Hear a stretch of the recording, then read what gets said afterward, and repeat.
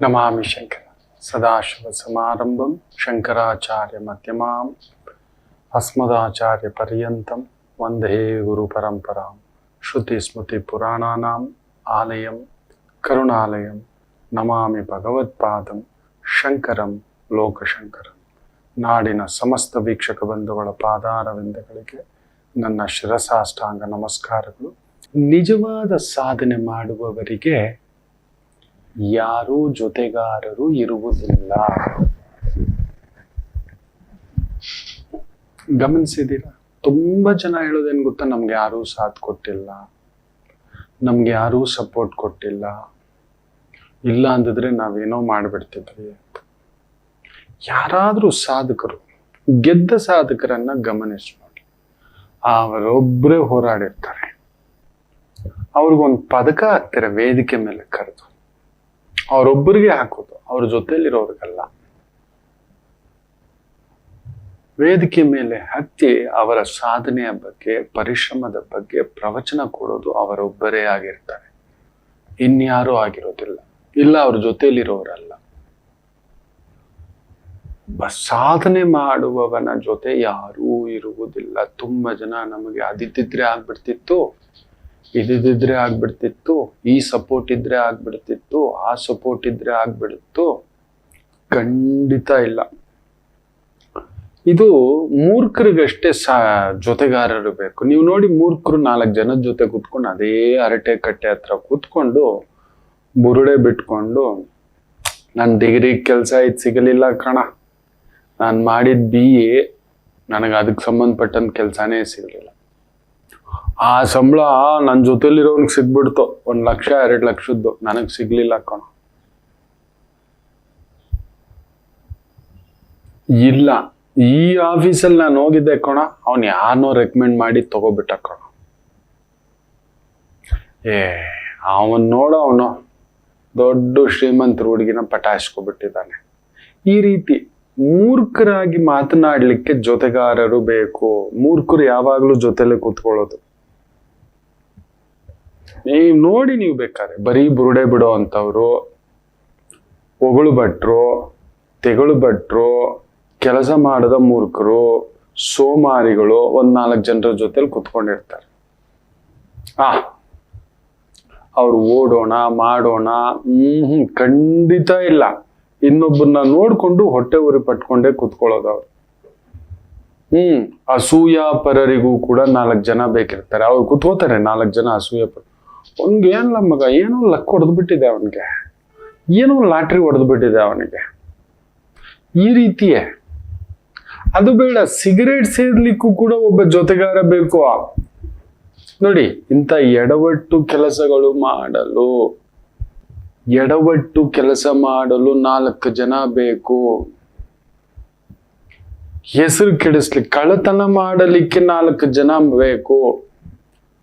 ಮೋಸ ಮಾಡಲು 4 ಜನ ಬೇಕು. ದಗಾ ಕೆಲಸ ಮಾಡ್ಲಿಕ್ಕೆ 4 ಜನ ಬೇಕು. ಹೌದು, ನೀವು ಗಮನ ಕೊಟ್ಟು ನೋಡಿ. ಸಾಧಕನಿಗೆ ಯಾರೂ ಬೇಕಿಲ್ಲ. ಅವನಿಗೆ ತನ್ನ ಗುರಿ, ತನ್ನ ಲಕ್ಷ್ಯ, ತನ್ನ ಸಾಧನೆಯ ಮೇಲೆಯೇ ಗಮನವಿರುತ್ತದೆ. ತಾನೊಂದು ಸಾಧಿಸ್ಬೇಕು. ಅದು ವಿದ್ಯೆ ಇರ್ಬೋದು. ನೀವು ನೋಡಿ, ಯಾರಾದ್ರೂ ತುಂಬಾ ಒಂದೊಳ್ಳೆ ರ್ಯಾಂಕ್ ಹೊಡೆದಿರ್ತಕ್ಕಂಥ ಮಕ್ಕಳನ್ನು ಕೇಳಿ ನೋಡಿ. ನಾನು ಆ ಕೋಚಿಂಗ್ ಹೋಗಿದ್ದೆ, ನಾನು ಆ ಪಾರ್ಟಿಗೆ ಹೋಗಿದ್ದೆ, ನಾನು ಈ ಫಂಕ್ಷನ್ಗೆ ಹೋಗಿದ್ದೆ, ನಾನು ಆ ಬೀಗರು ಊಟ ಹೋಗಿದ್ದೆ, ನಾನು ಆ ಡಾನ್ಸ್ ಪಾರ್ಟಿಗೆ ಹೋಗಿದ್ದೆ, ನಾನು ಈ ಇವೆಂಟ್ಗೆ ಹೋಗಿದ್ದೆ. ಖಂಡಿತ ಇಲ್ಲ. ಇತಿಯಲ್ಲಿ ಇಟ್ಟಿರ್ತಾರೆ, ಮಿತಿಯಲ್ಲಿ ಇಟ್ಕೊಂಡಿರ್ತಾರೆ, ಆದ್ರೆ ಮುಖ್ಯವಾಗಿ ತಮ್ಮ ಓದಿನ ಮೇಲೆ ಗಮನ ಕೊಟ್ಟಿರ್ತಾರೆ. ಇವ್ರು ಮಾತ್ರ ನೀಟಲ್ಲಿ pass, JEE pass, CET pass, CAT ಎಕ್ಸಾಮ್ನಲ್ಲಿ ಪಾಸು. ಇದೇನೋ ಇದು ನಮ್ ಜೊತೆಲಿ ಇದೆ. ಯಾವಾಗ ಓದ್ಕೋತಿದ್ದ? ಬೆಳಿಗ್ಗೆ 4 ಗಂಟೆಗೆ ಎದ್ದೊಳ್ತಿದ್ದ, ಆ ಮಗು ಎದ್ದೊಳ್ತಿದ್ಲು, ತಾಯಿ ಜೀವ. ತನ್ನ ಕೆಲಸ ಕಾರ್ಯ ಮಾಡಿಕೊಂಡೆ, ಕೆಲಸದಲ್ಲೇ ಬಸ್ಸಲ್ಲಿ ಹೋಗ್ಕೊಳ್ಬೇಕಾದಾಗ್ಲೇ ರಿವೈಸ್ ಮಾಡ್ಕೊಂಡು ಬದುಕು ಕಟ್ಟಿರ್ತಕ್ಕಂಥವ್ನ ನಾನು ತುಂಬಾ ಜನ ನೋಡಿದ್ದಾನೆ. ರಾತ್ರಿ ನೈಟ್ ಈವ್ನಿಂಗ್ ಕಾಲೇಜ್ ಓದ್ಕೊಂಡು ಕೆಲಸ ಕಾರ್ಯ ಮಾಡ್ಕೊಂಡು ಬದುಕು ಕಟ್ಟಿರೋರ್ನ, ಸಾಧಕರಾಗಿರ್ತಕ್ಕಂಥವ್ನ ನಾನು ನೋಡಿದ್ದಾನೆ. ಆನ್ಲೈನ್ ಕೋರ್ಸ್ಗಳು ಕಟ್ಕೊಂಡು ಪಾಸ್ ಆಗಿರ್ತಕ್ಕಂಥವ್ರನ್ನ ನೋಡಿದ್ದೇನೆ. ಟ್ಯೂಷನ್ಗೆ ಹೋಗೋದೇ ಓದ್ಕೊಂಡು ಪಾಸ್ ಆಗಿರ್ತಕ್ಕಂಥವ್ರನ್ನ, UPSC ಮಟ್ಟದ exams, short service selection commission ಅದಕ್ಕೆ ಸಂಬಂಧಪಟ್ಟಂತ ಎಕ್ಸಾಮ್ಸ್ ಪಾಸ್ ಆಗಿರ್ತಕ್ಕಂಥವ್ರನ್ನ ನಾನು ನೋಡಿದ್ದೇನೆ. ಒಬ್ಬ ಕೋಚ್ ಇಲ್ಲದೆ ಒಂದು ಒಳ್ಳೆ ಆಟಗಾರ ಆಗಿರ್ತಕ್ಕಂಥವ್ರನ್ನ ನಾನು ನೋಡಿದ್ದೇನೆ. ಯಾಕಂದ್ರೆ ದಿನನಿತ್ಯ ಸಾವಿರಾರು ಮಂದಿಯ ಜೊತೆ ಮಾತಾಡ್ತಿರ್ತಾನಲ್ವಾ, ಅದೊಂದು ವಿಸ್ಮಯದ ಕೂಟ. ನಿಮ್ಮಿಂದ ಯಾವ ಪುಸ್ತಕವು ಯಾವ ಗುರುವು ಕಲಿಸದಷ್ಟು ಒಂದು ಪಾಠಗಳನ್ನ ನಾನು ನಿಮ್ಮಿಂದ ಕಲ್ತಿದ್ದೇನೆ ಅಂದ್ರೆ ನೀವು ನಂಬ್ತೀರಾ. 10 ಲಕ್ಷ ಜನರ ಜೊತೆ ಓಡಾಟ, ಅವ್ರ ಜೊತೆ ಇನ್ನಿಬ್ಬರು 3 ಬಂದಿರ್ತಾರೆ. ಅಷ್ಟು ಜಾತಕಗಳ ಪರಾಮರ್ಶೆ, ನಿಮ್ಮ ಮಾತುಗಳು, ನಿಮ್ಮ ಅನುಭವ, ನಿಮ್ಮ ನೋವುಗಳು, ನಿಮ್ಮ ಕಷ್ಟಗಳು, ನಿಮ್ಮ ಬಾಧೆಗಳು, ನಿಮ್ಮ ಗೆಲುವುಗಳು ನಾನು ನೋಡಿದ್ದೇನೆ. ಯಾರೂ ನೋಡದ್ದು ನಾನು ನೋಡಿದ್ದೇನೆ. ಬ್ರಹ್ಮಾಂಡ ಪುರಾಣ ನಿಮ್ಮಿಂದ ನಾನು ಕಲ್ತಿರೋದು. ಈ ಬ್ರಹ್ಮಾಂಡ ಪುರಾಣಕ್ಕಿಂತ ನಾನು ವೇದಗಳಿಗಿಂತಲೂ, ಪುರಾಣಗಳಿಗಿಂತಲೂ, ಉಪನಿಷತ್ತುಗಳಿಗಿಂತಲೂ ನಿಮ್ಮನ್ನ ನೋಡಿ ಕಲ್ತಿರೋದು ಜಾಸ್ತಿ. ಅದಕ್ಕೇನೋ ಭಗವಂತ ಈ ಸ್ಥಾನ, ಈ ಗೌರವ, ಹೆಸರು, ಕೀರ್ತಿ ಈ ಒಂದು 30-32 ವರ್ಷದಿಂದ ವಾಹಿನಿಗಳು ಇನ್ನೊಂದು ಅಂತ ನಿಮ್ಮ ಮುಂದ್ಗಡೆ ನಿಂತಿರ್ತಕ್ಕಂಥದ್ದು. That is the beauty. ಒಬ್ಬ ಸಾಧಕನಿಗೆ ಇದೆಲ್ಲ ಬೇಕಿಲ್ಲ ಮಕ್ಕಳೇ. ಅವನ ಕಾರಣಗಳು ಹೇಳ್ತಾ ಕೂತ್ಕೊಳ್ಳಲ್ಲ. ನನಗೆ ಅದಿಲ್ಲ ಇದಿಲ್ಲ. ನೋಡಿ ನೀವು ಯಾರೇ ಸಾಧಕ, ಅವನ ಮೇಲೆ ಫೋಟೋ ಇಡ್ತಾರೆ ಎಲ್ಲ ಕ್ಯಾಮ್ರಾಗಳು, ಅವನೊಬ್ಬನೇ ಬರ್ತಾನೆ ಸಿಂಹದ ಥರ. ಅವನ ಕಾರಣಗಳು ಹೇಳ್ತಾ ಕೂತ್ಕೊಳ್ಳಿಲ್ಲ. ನನಗೆ ಅಪ್ಪ ಇಲ್ಲ, ನನಗೆ ಅಮ್ಮ ಇಲ್ಲ, ನನಗೆ ಬ್ಯಾಕ್ಗ್ರೌಂಡ್ ಇಲ್ಲ, ನನಗೆ ದುಡ್ಡು ಇಲ್ಲ, ನನಗೆ ಸಪೋರ್ಟ್ ಇಲ್ಲ, ನನಗೆ ಬೂಸ್ಟಪ್ ಇಲ್ಲ, ನನಗೆ ಗಾಡ್ ಫಾದರ್ ಇಲ್ಲ. ಅಂತ ದೊಡ್ಡ ಗಾಡ್ ಫಾದರ್ ಇದ್ದು ಅಮಿತಾಬ್ ಬಚ್ಚನ್ ಮಗ ಅಭಿಷೇಕ್ ಬಚ್ಚನ್. ಸಚಿನ್ ತೆಂಡೂಲ್ಕರ್ಗಿಂತಲ್ಲ ದೊಡ್ಡ god father, god of cricket ಅಂತಾರೆ. ಮಗ ಏನ್ ಮಾಡ್ಕೊಂಡಿದ್ದಾನೆ? ಧೀರುಭಾಯ್ ಅಂಬಾನಿಗಿಂತಲ್ಲ ಅನಿಲ್ ಅಂಬಾನಿ ಎಲ್ಲೋಗಿ ನಿಂತಿದ್ದಾನೆ. ಅಂದ್ರೆ ನಾವು ಕಾರಣಗಳನ್ನ ಹುಡುಕುವುದೇ. ಮೂರ್ಖರಿಗಷ್ಟೇ ಕೂಟ ಬೇಕು ಮಕ್ಕಳೇ. ಮೂರ್ಖರಿಗೆ, ಸೋಮಾರಿಗಳಿಗೆ, ಕುಡುಕರಿಗೆ ನೀವು ನೋಡಿ 4 ಜನ ಬೇಕು ಕುಳಿತುಕೊಂಡು ಕಂಪನಿ ಮಾಡ್ಲಿಕ್ಕೆ. ಅದೇ ಒಬ್ಬ ಸಾಧಕ ಅವನಲ್ಲಿ ಕುಳಿತು ಟೈಮ್ ವೇಸ್ಟ್ ಮಾಡೋಲ್ಲ, ಅಲ್ಲೇ ಕೊರಗ್ತಾ. ಒಬ್ಬ ಕುಡುಕನಿಗೆ ನೋಡಿ, ನೋವಿಗೂ ಕುಡ್ತಾ ಬೇಕು, ನಷ್ಟಕ್ಕೂ ಒಂದು ಕುಡ್ತಾನೆ. ನಾನು ನಷ್ಟ ಆಗ್ಬಿಟ್ಟೆ ಕಣೋ ಹುಡುಕ್ತಾನೆ. ಅವನು ಹುಡುಕೋದೇ ಒಂದು ಅವಕಾಶ ಕುಡಿಲಿಕ್ಕೆ, ಕೆಲವರು ಅಳಲಿಕ್ಕೆ, ಇನ್ನೊಬ್ಬರ ಮೇಲೆ ಗೂಬೆ ಕೂರಿಸ್ಲಿಕ್ಕೆ, ಇನ್ನೊಬ್ಬರ ಮೇಲೆ ಬೆರಳು ತೋರಿಸ್ಲಿಕ್ಕೆ. ಬರೀ ಇನ್ನೊಬ್ಬರನ್ನ ಬೆರಳು ತೋರಿಸ್ತಾ ಕುತ್ಕೊಬಿಟ್ಟಿರೋದು. ಅವರಿಂದ ಹೆಂಗ ಆಗೋಯ್ತು ಸರ್, ನನ್ ಮದುವೆ ಆಗ್ಬಾರ್ದಿತ್ತು ಸರ್. ನಿಜವೇ? ಅನ್ನ ಬೆಂದಿದೆಯಾ ಇಲ್ವಾ ಅಂತ ಎಷ್ಟು ದಿನ ಕಾಯ್ತೀರಿ? ಒಂದು 3 ವಾರ, 3 ತಿಂಗಳು, 3 ವರ್ಷ ಬದುಕು ಕಟ್ಕೋಬೇಕಿತ್ತಲ್ವಾ? ಆಕೆ ಆಗ್ಲಿ ಆತನ ಆಗ್ಲಿ, ಆಯ್ತು ನಿನ್ ಬದುಕೊಮ್ಮ, ನಾನು ಹಿಂಗ್ ಬದುಕ್ತೀನಿ. ಇಲ್ಲ, ಬರೀ ಆಕೆಯನ್ನ ನಿಂದಿಸ್ತಾ ಆತನ ಮೇಲೆ ನಿಂದನೆಗಳು ಹಾಕ್ತಾ, ಅಯ್ಯೋ ನನ್ ಬದುಕು ಇರಲಾರದ ಕಾಯಿಲೆಗಳನ್ನೆಲ್ಲ ತುಂಬಿಸ್ಕೊಂಡು, ಬರೀ ಕಾರಣಗಳನ್ನ ಹೇಳ್ಕೊಂಡು ಅಲ್ಲೇ ನಿಂತು ಬಿಡೋದು. ಬಸ್ಸು ಪಂಕ್ಚರ್ ಆಗ್ಬಿಡ್ತು ಸರ್, ಟೈರ್ ಪಂಕ್ಚರ್ ಆಗ್ಬಿಡ್ತು ಸರ್, ಲೇಟ್ ಆಗ್ಬಿಡ್ತು ಸರ್. ಯಾವಾಗ್ಲೂ ಆಫೀಸಿಗೆ ಲೇಟು. ಕೇಳಿದ್ರೆ ನಿತ್ಯ ಅವನ ಹತ್ರ ಒಂದು ಕಾರಣ ಇರುತ್ತೆ. How it is happening.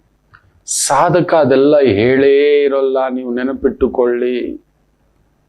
ಅವರಿಂದ ಆಯ್ತು ತಪ್ಪು, ಇವರಿಂದ ಆಯ್ತು ತಪ್ಪು. ಅವನು ಮಾಡೋಕ್ ಮೊದಲೇ ಅದಕ್ಕೊಂದು ತಯಾರಿ ಮಾಡ್ಕೊಂಡಿರ್ತಾನೆ. ಸಿದ್ಧತೆಗಳ ಜೊತೆಯಲ್ಲಿ ಹೆಜ್ಜೆ ಇಡತಕ್ಕಂಥದ್ದಾಗುತ್ತದೆ ಒಬ್ಬ ಸಾಧಕನಿಗೆ. That is the beauty. ಅದಕ್ಕೆ ನೋಡಿ ಅವನೊಬ್ಬನೇ ಸಿಂಗಲ್ ಆಗಿ, ಮೊನ್ನೆ ನೋಡಿ ಅನಂತ್ನಾಗ್ ಅವರು ಒಬ್ಬರೇ ಹೋಗ್ತಾರೆ, ಪದ್ಮಶ್ರೀ ಆ ಪ್ರಶಸ್ತಿಯನ್ನ ರಾಷ್ಟ್ರಪತಿಗಳಿಂದ ಪಡಿತಾರಪ್ಪ. ಎಷ್ಟು ಖುಷಿ ತರತಕ್ಕಂಥ ಹೆಮ್ಮೆಯ ವಿಚಾರ. ಒಬ್ಬ ನಮ್ಮ ಕನ್ನಡದ ಕಲಾವಿದರಿಗೆ 8 ಜ್ಞಾನಪೀಠ ಪ್ರಶಸ್ತಿಗಳನ್ನ ನಮ್ಮ ಕನ್ನಡ ಭಾಷೆಗೆ, ಯಾವ ಭಾಷೆಗೂ ಬಂದಿಲ್ಲ, ನೆನ್ಪಿಟ್ಕೊಳ್ಳಿ. ಆದ್ರೂ ಅದ್ರ ಬಗ್ಗೆ ಮಾತಾಡ್ತಕ್ಕಂಥವನು ಒಬ್ಬನೇ ಮೂರ್ಖ. ನೋಡಿ, ಮೂರ್ಖರಿಗೆ ಅಲ್ಲೊಂದು ಕೂಟ ಸೇರ್ಕೊಳ್ಳುತ್ತೆ. ಮೂರ್ಖನಿಗೆ ಕೂಟ ಸೇರ್ಕೊಳ್ಳುತ್ತೆ, ಸಾಧಕನಿಗೆ ಕೂಟ ಇರೋಲ್ಲ. ಅವ್ನು ಗೆದ್ದ ಮೇಲೆ ಊರೆಲ್ಲ ನೆಂಟ್ರೆ. ನಾನು ಅದಕ್ಕೆ ಆಗಾಗ ಹೇಳ್ತಿರ್ತಾನೆ, ಗೆಲ್ಲುವವರೆಗೂ ನೀವು ಅನಾಥರೆ, ಗೆದ್ದ ಮೇಲೆ ಊರೆಲ್ಲ ನೆಂಟರೆ, ಸ್ನೇಹಿತರೆ, ಬಂಧುಗಳೇ, ಆತ್ಮೀಯರೇ. ನಮ್ಮವನ್ ಕಣೋ, ನಮ್ ಗುರುಜಿ ಕಣೋ, ನಮ್ ರವಿ ಕಣೋ, ನಮ್ ಶಂಕರ ಕಣೋ, ಎಲ್ಲರೂ ಹೇಳೋದೆ. ಅದೇ ಆ ಸಾಧನೆ ಹಾದಿನಲ್ಲಿ ನೀವು ಯಾವತ್ತಾದ್ರೂ ಯೋಚಿಸಿದ್ರೆ ಬರೀ ಕಾರಣಗಳು ಕೊಟ್ಕೊಂಡು, ಇರ್ಲಿಲ್ಲ ಸರ್, ನನಗೆ ಇರ್ಲಿಲ್ಲ ಸರ್. ನೀವು ನಿಮ್ ಸುತ್ತಮುತ್ತ ಇರೋರ್ನ ನೋಡಿ, ನೀವು ನಿಮ್ ಮನೇಲಿರೋರ್ನೇ ನೋಡಿ, ನಿಮ್ ಕುಟುಂಬದವ್ರನ್ನ ನೋಡಿ, ಎಷ್ಟು ಈ ಬುಕ್ ಇಲ್ಲ, ಈ ಮೊಬೈಲ್ ಇದ್ರೇನೆ, ಆಪಲ್ ಫೋನ್ ಇದ್ರೇನೆ, ಈ ಬೈಕ್ ಇದ್ರೇನೆ, ಈ ತರದ ಬೇರೆ ಬೇರೆ ಕಾರಣಗಳು ಕೊಟ್ಕೊಂಡೆ ಅಲ್ಲೇ ನಿಂತು ಬಿಟ್ಟಿರೋದು. ಸಾಮಾನ್ಯ ಬಾವಿ ಕಪ್ಪೆಯಾಗಿ ನಿಂತ್ಕೊಬಿಟ್ಟಿರೋದು. ಒಬ್ಬ ಸಾಧಕ ಸಾಧನೆ ಅಂತ ಸಾಧ್ಯವಾಗುತ್ತೆ ನನ್ನಿಂದ ಅಂತ ಆತ ನಿರ್ಧಾರ ಮಾಡಿದ ಮೇಲೆ ಆತನನ್ನ ಸೋಲ್ಸೋರು ಯಾರು ಇರೋಲ್ಲ. ನಾನು ಯಾವಾಗ್ಲೂ ಹೇಳ್ತಿರ್ತೇನೆ, ನೀನು ಈಜುತ್ತೇನೆ ಅಂತ ನಿರ್ಧಾರ ಮಾಡಿದ ಮೇಲೆ ಯಾವ ಸಮುದ್ರ ಕೂಡ ಮುಳುಗ್ಸೋಕಾಗೋದಿಲ್ಲ. ಏನಕ್ಕೆ ಬಾವಿಲಿ ಈಜ್ತೀಯಾ, ಹೋಗು ಸಮುದ್ರನೇ ಈಜು ಅಂತ ಹೇಳ್ತಿರ್ತಾನೆ. ಬಾವಿಲಿ ಇನ್ನೂ ಯಾಕೆ ನಿಂತ್ಕೊಂಡಿದೀಯ? ಈಜ್ ಬಂದ್ಬಿಟ್ಟಿದೆ ಅಲ್ವಾ, ಹೋಗು ಸಮುದ್ರಕ್ಕೆ ಲಗಾಯಿಸು.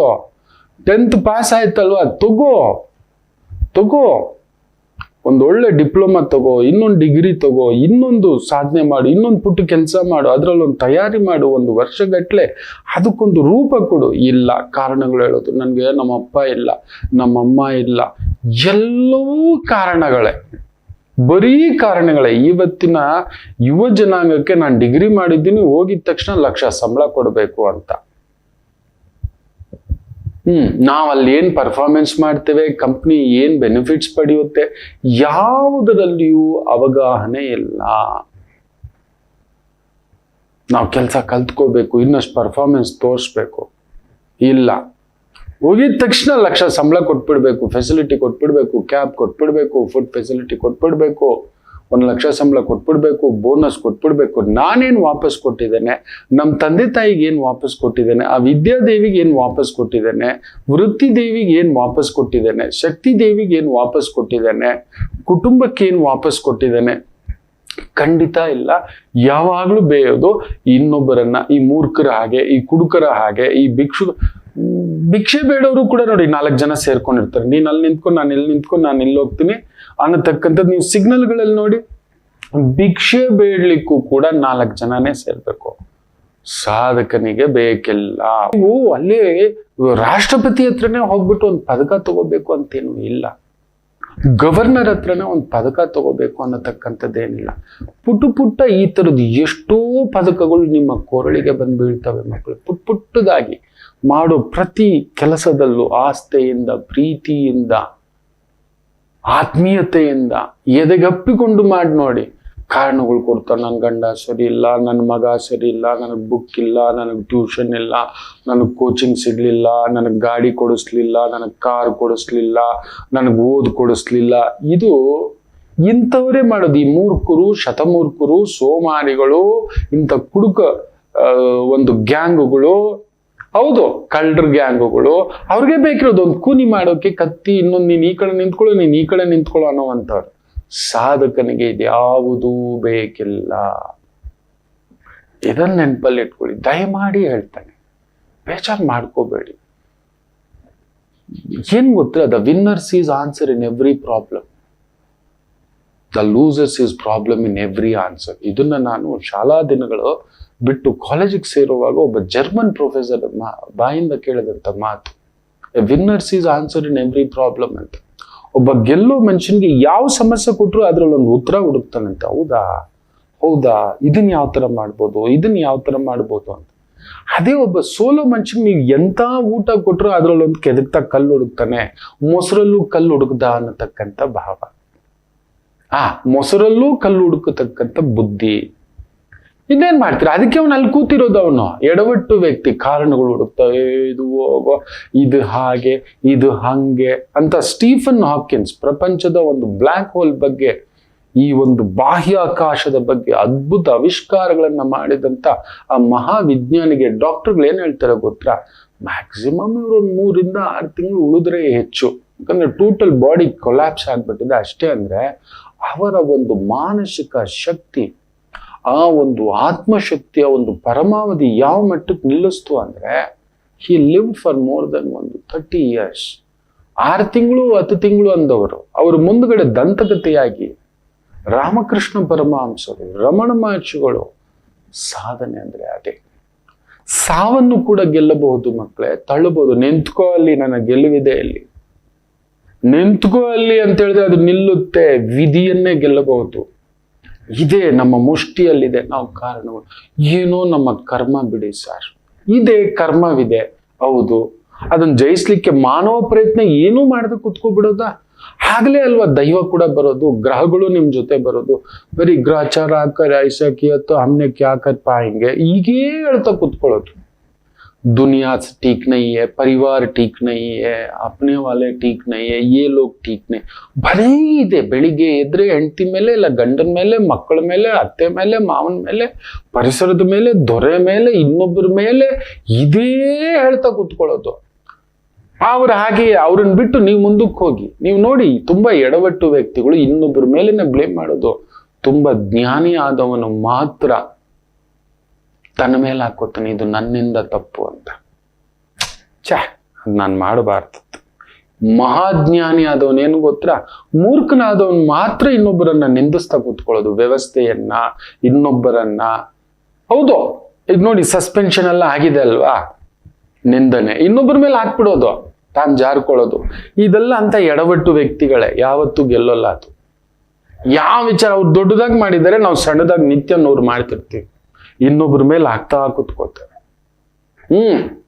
ಜ್ಞಾನಿ ಆದವನು ನಂದೇ ತಪ್ಪಲ್ವಾ, ಅದು ಮಾಡಬಾರ್ದಿತ್ತಲ್ವಾ, ಅಲ್ಲಿರಬಾರ್ದಿತ್ತಲ್ವಾ, ಅಲ್ಲಿ ಹೋಗ್ಬಾರ್ದಿತ್ತಲ್ವಾ, ಇದನ್ನ ಯಾಕೆ ನಾನು ಅವಕಾಶ ಮಿಸ್ ಮಾಡ್ಕೊಂಡೆ, ಮೂರ್ಖರ ಮಾತೆಲ್ಲ ಕೇಳ್ಕೊಂಡು ನಾನೇನಕ್ಕೆ ಈ ತರ ಆದೆ, ನನಗೆ ವಿವೇಚನೆ ಕೊಟ್ಟಿದ್ನಲ್ವಾ, ವಿವೇಕ ಕೊಟ್ಟಿದ್ನಲ್ವಾ, ವೈದಿಕ ಅನುಭವಸ್ಥರನ್ನ ಕೊಟ್ಟಿದ್ನಲ್ವಾ, ಅವ್ರನ್ನ ಕೇಳಿ ನಾನು ಹೆಜ್ಜೆ ತಗೋಬೋದಿತ್ತಲ್ವಾ ಅಂತಾನೆ. ಅವನು ಜ್ಞಾನಿ ಅಂತೆ, ಮಹಾಜ್ಞಾನಿ. ಮಹಾಜ್ಞಾನಿ ಯಾರು ಗೊತ್ತಾ? ಆಗೋಯ್ತು, ಮುಗಿದಿದ್ದು ಮುಗಿಯಿತು, ಜಾತಸ್ಯಂ ಧ್ರುವಂ ಮರಣಂ. ಆಯ್ತು, ನಡಿ ಮುಂದಕ್ಕಾಗೋದು ನೋಡೋಣ ಅಂತ ಮುಂದಕ್ಕೆ ಹೆಜ್ಜೆ ಇಡ್ತಾನೆ. ನೋಡಿ, ಅವ್ನು ಮಹಾಜ್ಞಾನಿ ಅಂತ. ಅವನಿಗೆ ಇದು ನೆನಪು ಇರುವುದಿಲ್ವಂತೆ, ಮರೆತು ಮುಂದಕ್ಕೆ ಹೋಗ್ತಾನೆ. ಇನ್ನೊಮ್ಮೆ ಅಂತ ತಪ್ಪಾಗದ ಹಾಗೆ ಅಂತ ವ್ಯಕ್ತಿಗಳು ಅಂತ ಒಂದು ಅವಿವೇಕತನದ ಪರಮಾವಧಿಗೆ ಹೋಗೋದು, ಅಂತ ಎಡವಟ್ಟನ್ನು ಮತ್ತೆ ಮಾಡೋದು ಅವ್ನು ಮಾಡ್ತಾ ಕುತ್ಕೊಳ್ಳೋದಿಲ್ವಂತೆ. ನೀವೇನಾಗಬೇಕು ನೀವೇ ನಿರ್ಧಾರ ಮಾಡಿ.